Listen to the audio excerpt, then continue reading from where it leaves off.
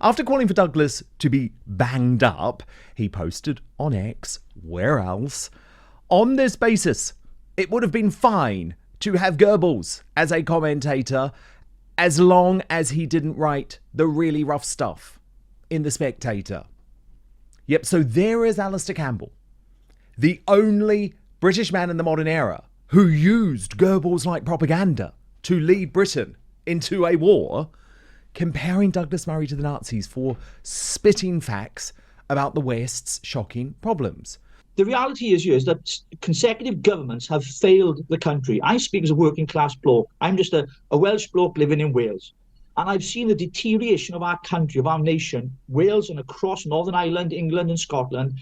And what is happening is because of the failure of consecutive governments to get a grip of illegal and legal immigration. It has got way out of hand, out of control. I mean, figures stated today up to 5,000, possibly 8,000 immigrants by the end of this week. You know, Kia, as you call him, two-tier Kia, promising that he'll smash the gangs. He hasn't smashed nothing, you know, and the reality is the government that is in control, in my opinion, people like Douglas Murray are speaking what most of us are thinking. A majority of ordinary, hard-working people, he is speaking how we feel. There is no contest between Douglas Murray and Alastair Campbell in any way, shape or form. It is literally like swatting a fly for Douglas. He can eat Campbell all day long. And as you pointed out in your monologue, you know, we are talking here about somebody that should be in front of the Hague on war crimes charges versus someone who has a very high intellect and the ability to prophesy what is now coming true in this country. No British political commentator is more articulate, astute and brave than Douglas Murray, a freedom fighter and purveyor of sometimes unspeakable truths about the state of the West and specifically his British homeland. Given his increasing international influence, perhaps it's no wonder that the dishonest left on both sides of the Atlantic would cynically try and exploit the Southport massacre to secure his cancellation. Now, why, I hear you ask? Well, Douglas has spent years warning of the social catastrophe coming to Europe, as he explained in this interview that I'm about to show you that both Alastair Campbell and George Galloway used to call for his arrest. Tell you, the worst thing for me is it's exactly what I said would happen. And the reason I wrote The Strange Death of Europe and the reason I banged on about this for years beforehand was I said it is so obvious what is going to happen. Yeah. And it gives me, I was so angry watching it when it could have been stopped. Yeah, it could have been sucks stopped. to be right about something so bad. I wanted to be wrong. However, there is a deep, deep distrust among the political class in the UK about the British public. They really don't seem to like them. They really don't seem to like them. They're so eager to attack the general public and cover over for anything else. The worst thing for me is... Now, the hysteria from the left to that heartfelt and honest reaction from Douglas has been deranged, to say the least. But it is worth me showing you the level of intellectual dishonesty we are dealing with. So Nick Lowles, of the ironically named Hope Not Hate, posted on Where Else? X, how can Douglas Murray still write for The Telegraph and The Spectator when he says such incendiary and violent rhetoric about immigrants and Muslims?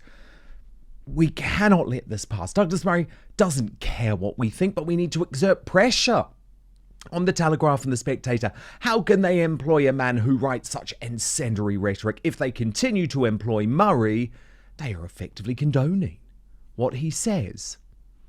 Now, that's the same Nick Lowles, by the way, who spread false information about Muslim women being the victims of acid attacks, which stoked violence in recent days. But that's beside the point. Then there was this from the hard left American-based British commentator Mehdi Hassan.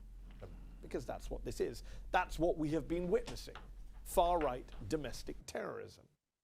And yet Douglas Murray, for example, The right-wing pundit who spent years smearing Muslims as apologists for Al-Qaeda or Hamas, he tweeted, quote, "Mass illegal migration turns high-trust societies into low-trust ones. It turns coherent societies into incoherent ones. You can't just address the backlash to that. You have to address the cause.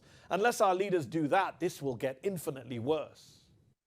Can you imagine what Murray would have said about a Muslim who responded to 9/11 or 7/7 or October the 7th with, "You can't just address the backlash. You have to address the cause." Ah, the hypocrisy.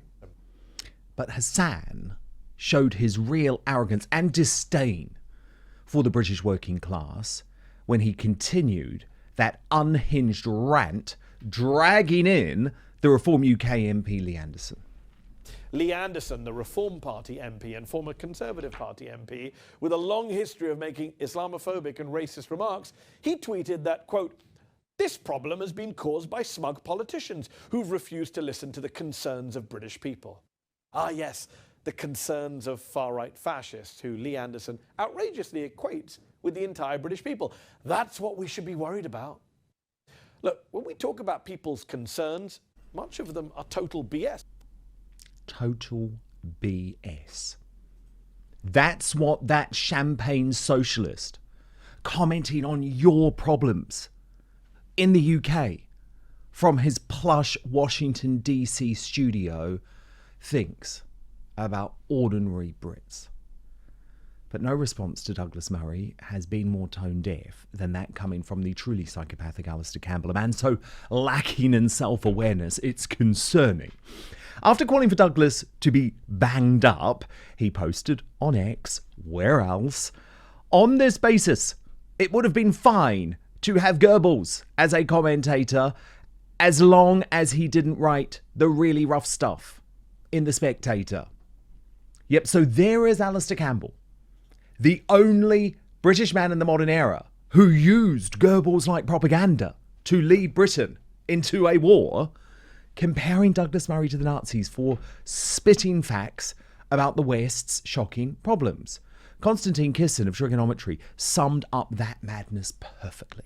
Thomas Sowell once wrote, "People will forgive you for being wrong, but they will never forgive you for being right, especially if events prove you right while proving them wrong." It is therefore unsurprising that in the wake of the violent riots which have shaken Britain in recent days, the people who predicted all of this are in the crosshairs. Over the weekend, Alastair Campbell suggested that the police should investigate Douglas Murray for writing and promoting The Strange Death of Europe. Campbell is supposedly a mental health campaigner. He was known for screaming at underlings during his time in Downing Street, and is currently positioning himself as the voice of Britain's moral conscience.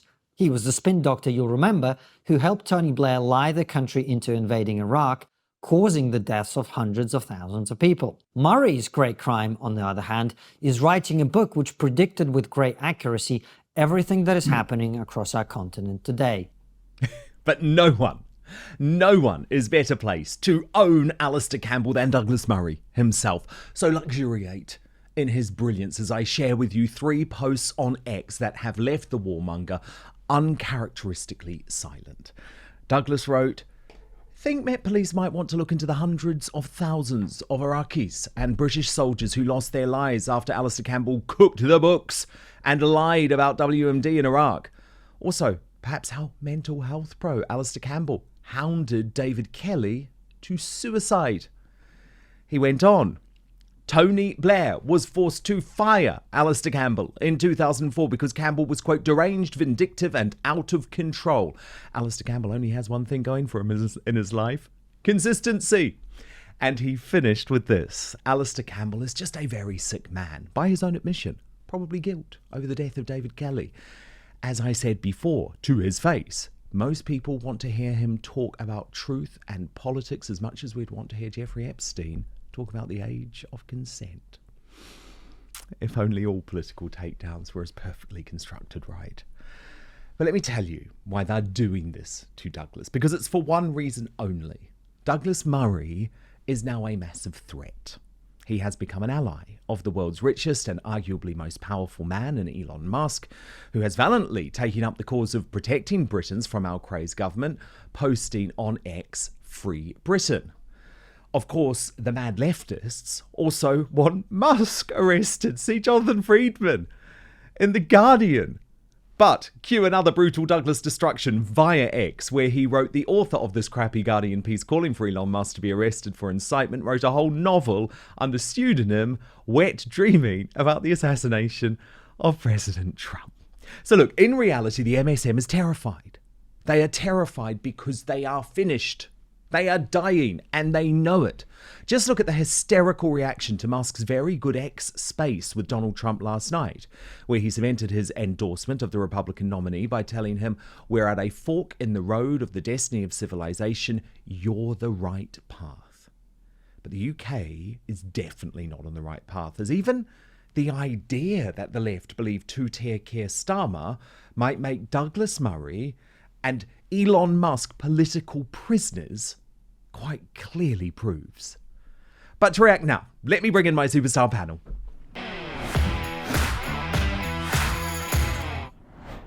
And I am delighted to see returning to Outspoken today the owner of True Conservative Media, a self-proclaimed social, cultural and fiscal conservative patriot and free speech absolutist, Chris Davies, and making his Outspoken debut, but my old friend who would regularly pop up on my former GB News and talk radio shows, the Welsh political commentator Richard Taylor. Great to have you both here. So, Chris Davies, wow, Douglas Murray has completely owned Alastair Campbell, but this is just symbolic, isn't it, of what is going on with the left genuinely believing they can use this authoritarianism that has been introduced by Slippery Starmer to quite literally get their detractors jailed. This is a terrifying new front in the war on free speech, is it not? Absolutely. I mean, on a one-to-one level, there is no contest between Douglas Murray and Alastair Campbell in any way, shape or form. It is literally like swatting a fly for Douglas. He can eat Campbell all day long. And as you pointed out in your monologue, you know, we are talking here about somebody that should be in front of the Hague on war crimes charges versus someone who has a very high intellect and the ability to prophesy what is now coming true in this country. Dan, there's no question, day by day, free speech is more and more under threat. Your excellent interview with Matt Letizia a week or so ago really highlighted, and Matt nailed it.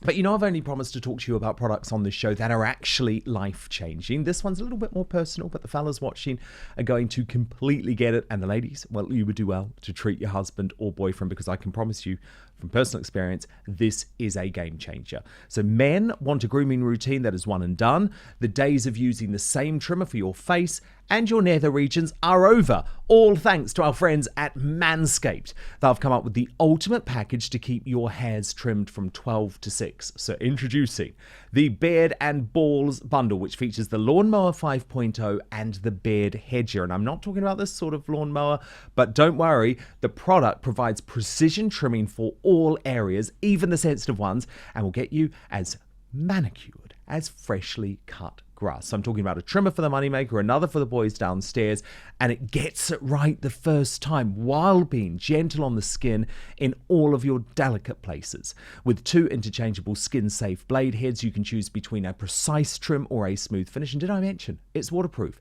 so you can chim in the shower and avoid making a mess everywhere. Perfect for those of us who appreciate efficiency. Now let me tell you about the Beard Hedger. Whether you're going for a neat stubble or a full-on lumberjack look, this trimmer has you covered. Featuring a titanium-coated stainless steel T-blade and 20 length options, you can achieve any style you want with just a twist of the zoom wheel. And just like the lawnmower, the Beard Hedger is also waterproof, so you can handle your beard grooming right in the sink or shower without worrying about water damage. With up to 60 minutes of runtime and an LED charge indicator, you'll never be caught mid-trim with a dead battery. This is genuinely, take my words for this, such a gentle product. No more cuts. You'll keep your loved one very happy. And also, it will increase your confidence too. The best news is today, huge deal, 20% off and free shipping. You just have to use the code Outspoken at manscaped.com. Sorry, let me repeat that. www.manscaped.com. I'm actually going to put the link in the YouTube description and also the Rumble description, so you can just head there and actually click directly on it right now. But 20% off, free shipping with the code Outspoken at manscaped.com. No more juggling multiple tools or dealing with subpar results, just efficient, effective grooming wherever you need it for the premium grooming experience. Trust Manscaped. We live now in a state of fear. Yep. If we allow ourselves to be fearful, and we can't. We have to push back. We have to fight against it. We have to be appropriate and not fall into the elephant traps. But Douglas is far too articulate to fall into even the most rudimentary of traps set by people like Campbell. And thank God we've got people like him who are prepared to put their line in the sand and say no further. I completely agree with that. I do. But Richard Taylor, I have spoken to lots of Britain's biggest independent and conservative minds over the weekend. And I'll just be honest in terms of reporting back their reactions. Not all of them felt as bullish as Matt Letizia. A lot of them are actually genuinely feeling worried about the prospect of being arrested or being sent to prison, which is just wrong, given all we're trying to do is challenge this government's authoritarianism. Absolutely, Dan. And I think if you look at slogans we used in previous times when I've been on shows with you, police our streets, not our tweets, and we thought that would never happen. But what we're seeing now is there's a leftist meltdown, especially on X, because, of course, Elon Musk is championing freedom of speech. And even those who are trying to boycott X are still on X, some of them subscribing to it and blocking him. And he's the owner. I mean, it's just crazy. The reality is that consecutive governments have failed the country. I speak as a working class bloke. I'm just a Welsh bloke living in Wales. And I've seen the deterioration of our country, of our nation, Wales and across Northern Ireland, England and Scotland.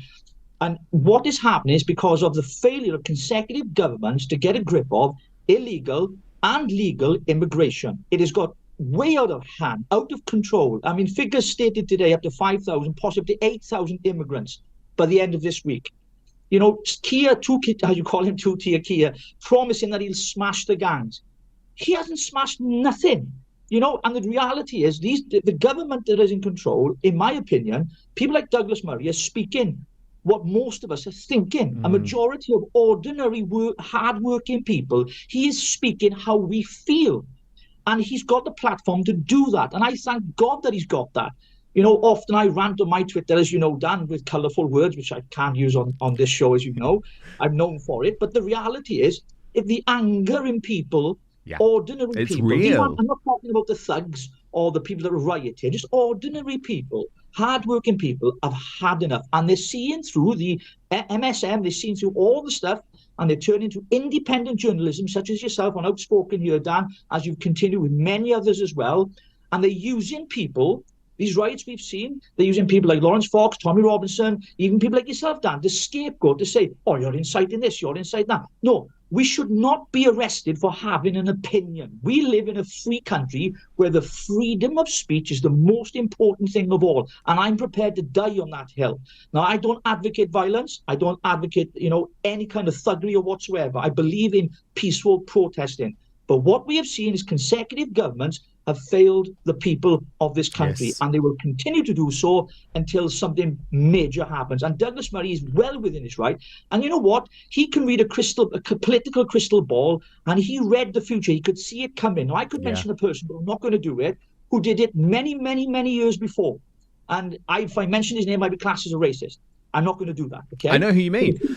You know what I mean? I know who you mean. Of course I do. And I think most people watching will know who you mean. But Chris Davies, one of the things, because I actually totally agree with Richard in that this is the hill to die on. Free speech is the hill to die on. We have 5 years of this government. What they're trying to do is right at the start of their regime, shut down criticism. It's bizarre. I never thought we would see this day in North Korea style UK, but that is where we are, and it was obvious that Starmer had this streak in him after the COVID pandemic, so I was prepared for it, but I just never thought it would actually happen. But that is where we are. What is particularly disgusting, though, Chris, is that the mainstream media is backing this guy at the moment because they are so desperate to try and protect themselves. Actually, they have jumped on board the censorship train. And the thing that they all should realise, and shame on them for not realising, is that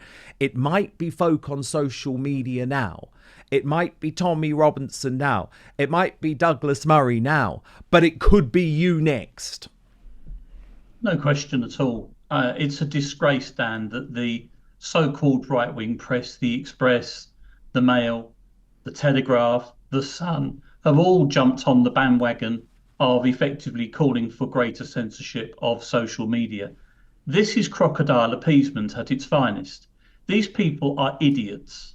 There is no question that the mainstream media now is heading for the plug hole. It has been for some time. It continues its descent unabated. And now, belatedly, all of a sudden, an industry that went through Leveson, that's gone through so many scandals, that historically has wanted free speech, has wanted the right to publish, now all of a sudden, instead of publish and be damned, it's the reverse of that.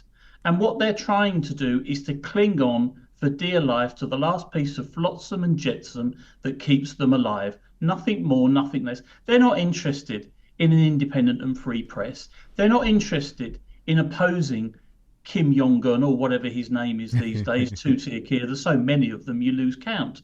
But really, you would think that the free press, while it remains a free press, would at least make some attempt to hold this government to account. But everything we've seen in the first 5.5 weeks suggests that we're in for a very rough ride. And it is important that patriots like ourselves continue to draw the line in the sand and do not cross that line. We must avoid hyperbole. We must avoid incitement. We've got to be careful in terms of what we say, but it doesn't mean that we should not tell the truth. Because if the truth does not out, then we have a real problem, not just with two-tier Kia, not just with two-tier policing, but with a two-tier judiciary. And it has actually been a delight to see the left effectively admit, oh, no, we don't actually believe in free speech, because we knew that all along, but it's quite nice for them to actually put it on the record. I want to show you another moment that Douglas Murray is being accused of inciting racial hatred. This is an interview that he gave with John Anderson, the Australian Deputy Prime Minister. It was actually 9 months ago, but he's speaking about Humza Useless, the worst politician in Scottish history, the failed First Minister. And apparently, you can be the judge, but apparently this interview should also see Douglas Murray be locked up. The man who ended up becoming First Minister of Scotland, Humza Yousaf, is a very openly practicing Muslim and had himself photographed on his first day in office with a group of other Muslims doing the Islamic prayers in the First Minister's office, bending to Mecca. If Kate Forbes had become leader and promptly posted a photograph of her and some others taking Holy Communion, I think there would have been an uproar. So why would that have been the case, but no uproar for Humza Yousaf doing the Islamic prayers in the office? Because we want everybody to have religious freedom except ourselves. We want to praise every tradition apart from our own. And we want to promote every belief system other than the one that got us here. That is madness. Richard, your verdict? Well, I tell you, that is complete madness. And I've been advocating and saying this for ages. The reality is we're a Christian nation. We were built on Christian principles. Whether you're religious or not is irrelevant to the argument, but historically we are. And what we've seen is people come to our shores. They've not integrated in the way or assimilated to our cultures, our values. In fact, many of them hate our values, hate our culture, want to impose Sharia law and have their own courts in our own country. Now, this can't be sustained. It's impossible. And that is why many people are getting angry, because they're seeing it on a daily basis, Dan, pumped out by mainstream media, justified by them as well, which, by the way, mainstream media is on its way out. Independent journalism like yourself and others are doing an amazing job, and they're losing the ground. So that's why these attacks are coming. That's why censorship is coming on all these platforms, because they're afraid of people who've got money and power, who are able to give a platform to people like ourselves to speak our minds freely without the idea of the fact that someone could knock my door and arrest me. I have an opinion. I'm not racist, but I have an opinion, and I respect other people's opinion. But I agree with Douglas Murray on this. It is absolute madness that we have turned our country, to me personally, it's my opinion, I believe multiculturalism has enriched, in some parts of our nation, has enriched our country, but it's also been very, very damaging. And now we've seen this because of open borders, and let's remind ourselves, it was Tony Blair that started this off in 97. You know, when he opened up the borders, everyone can come, you know, it was cheap labour, and Alastair Campbell was part of that. And obviously, he's losing the battle with Douglas Murray. I don't know why he's picking on him, because he's going to lose that battle, Dan, as you know. And what we've seen is, I've seen it in my hometown of Llanelli. I've grown up here all my life, you know, and I've moved around Wales, and I've seen the changes in societal changes that worry me, that really, really worry me. And it's not because of one particular religion, because I believe in the freedom of religion, as I do with freedom of speech. But there are people intent on not wanting to appreciate what we as a nation have done for them. Now, they'll call us, you know, we colonized them, and we did this and we did that. But look, we've enriched the world. What a great nation we live in. We're a tolerant country, but unfortunately, these people are not as tolerant as we are.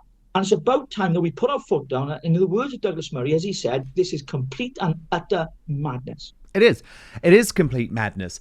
But Chris, we are almost living the dystopian future that Christopher Hitchens predicted back in 2009, because as soon as Islamophobia is made illegal, which is something that Slippery Starmer seems to be on board with, Sadiq Khan, the extremist London mayor, is certainly advocating, then all of a sudden we can't question this ideology. And it's an ideology, by the way, that doesn't believe that gay people like me should exist.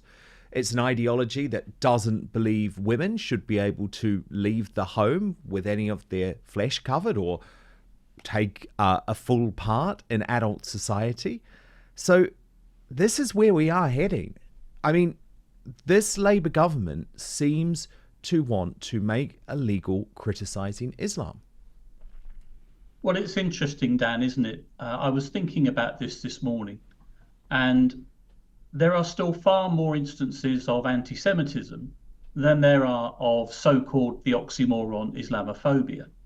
And it would seem to me that the answer lies here with the Robinsons.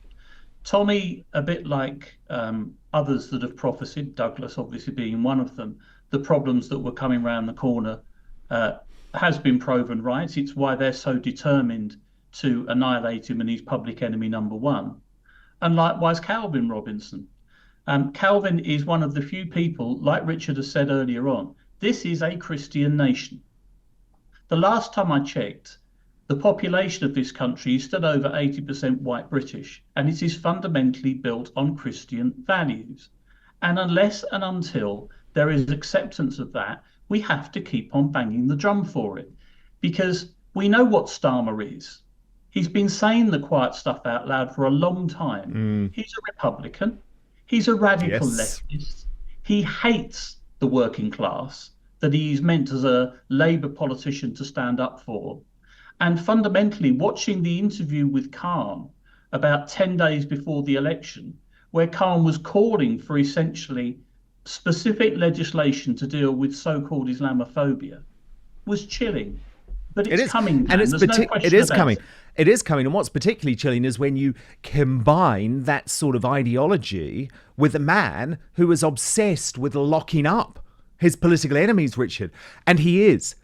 And it is his political enemies, by the way. It's not everyone, because Richard, Keir Starmer was not advocating for the DPP to take this sort of ludicrously tough approach post the BLM riots, where there was huge amounts of criminal damage, where loads and loads of police officers were injured.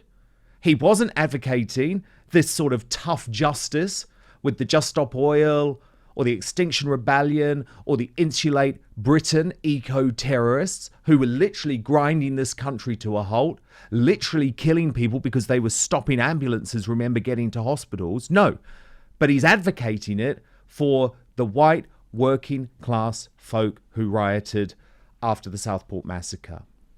Yeah, Dan, you remember, and many of your listeners and watching here tonight will remember when BLM were taken to the streets and the photos of Keir Starmer, or whatever it's called now. He's got so many names, I forget them all. And Angela Rayner taking the knee, and it was absurd. It was absolutely ridiculous. And we had footballers getting involved, and everything was politicized, whether it was sports, whether it was whatever it was. And it just seemed to get out of hand, and people don't understand that there is a narrative being pushed, in my opinion, and it's been aided by mainstream media and current government and previous government, that seems to think that it's okay for the left-wing extremist or even left-wing people, yes, we'll give them a voice and a platform, but having studied theology, Dan, I have studied theology. I went to Birmingham Bible College, by the way, so I studied different religions as well, including Islam. And there is a correlation between what we're seeing happening on our streets now, and I'm going to say this I'm going to say it frank as it is, there are words that can be interpreted in the Quran, it's a matter of interpretation, that treats people that don't believe in Islam as infidels and as dogs. Now, when you push that message out, that narrative to people, and they're watching it, especially young people, especially young Muslim people who are innocent of any crime, they're brilliant friends of mine and yours, they can be radicalized for the simple reason they see what's going on in Gaza. It gets reported by MSM, which is a travesty by itself. Of course, the loss of life in any way, I don't agree with any of it. It shouldn't be happening, but it's happening. And what happens, these people have been groomed then, and their anger becomes the same anger that we feel for our nation, but they have it, but they're in our nation demanding that they be heard. Yes. And I think it's a case very, of we very hate the intelligent. Country, we hate the culture, we hate your values. Well, if you don't like our country, don't stay here. There are other countries you can go to. You don't have to stay in the UK. There are other safe places you can go to. Yeah, very intelligent way to sum it up, actually, Rich. And I'm always struck by the fact that there's so much negativity at the moment, certainly about the St. George's flag, and even now the Union Jack. Yet we constantly see the Palestinian flag being flown on marches seemingly about the UK. What's that about? What is that about? Thank you so much for watching Dan Wootton Outspoken. Please do subscribe if you want lots more clips and interviews like that. Plus, if you want to watch our totally uncensored after show, then visit www.outspoken.live.